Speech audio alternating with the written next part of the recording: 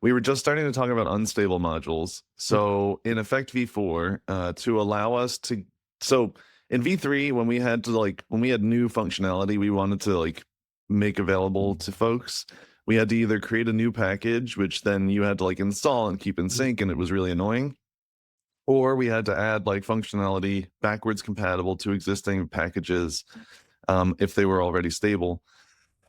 And that was kind of annoying for both us and for end users. And so in v4, we decided to introduce this concept of unstable modules where we can ship new and like breaking changes inside the core effect package, but without committing to Semver stability for those APIs that are still evolving. And the contract that we're making with folks is relatively simple. Anything under effect unstable might receive breaking changes in minors. And modules that are outside unstable would follow like strict Semver. So the idea is that if you're importing from like effect effect or effect streams or whatever, anything that's at like the top level and outside of the unstable subdirectory will follow strict Semver guidelines. No breaking changes until the next major version, etc., etc.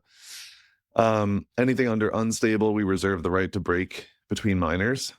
And obviously we would let folks know what breaking changes exist in our change logs, just like we always do. And as these unstable modules sort of like reach maturity and we're ready to graduate them into stable modules, we would move them out of unstable into the top level effect namespace. So for example, under the unstable modules right now is like all the HTTP stuff, right? So it's effect unstable HTTP client response, etc., etc. Once HTTP stabilizes, it would become effect HTTP instead of effect unstable HTTP. And so this gives us flexibility. We can ship new features. It is also more clear towards the user what's actually unstable and what is stable, because previously one could miss the information, hey, you're using this, but it's unstable. And now you just read unstable and they say, okay, that's unstable, I know.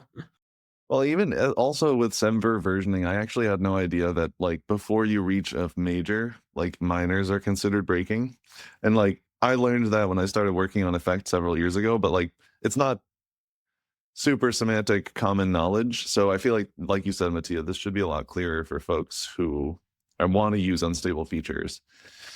And I don't know if this will update my, I just see, can you folks still see my screen? Yeah, it looks like you should still be. So like when you import from effect unstable, you'll be getting access to all of these different modules. So the core AI abstractions, CLI is under unstable, cluster, DevTools, encoding, event log, HTTP, blah, blah, blah, blah, blah.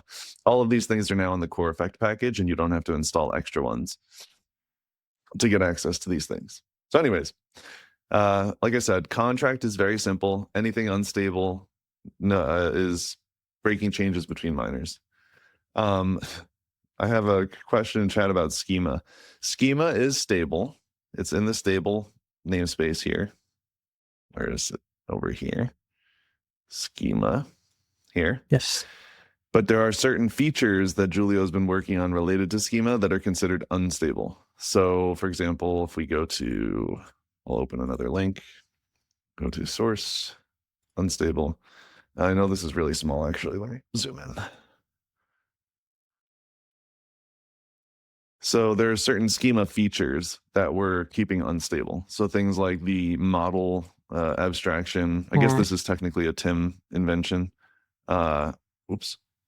And then like the variant schema. These things are considered unstable. But there's a lot of like schema modules that are in the stable namespace